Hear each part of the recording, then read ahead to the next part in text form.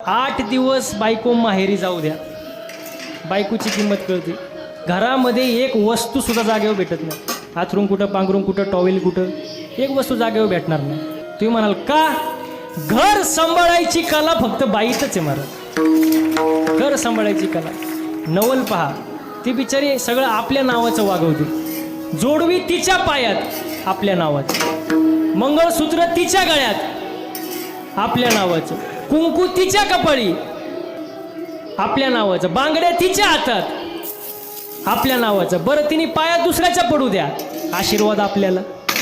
कितीही शृंगार करू द्या, चांगलं दिसावं म्हणून नाही, ती अमुक अमुक व्यक्तीची बायको आहे म्हणून.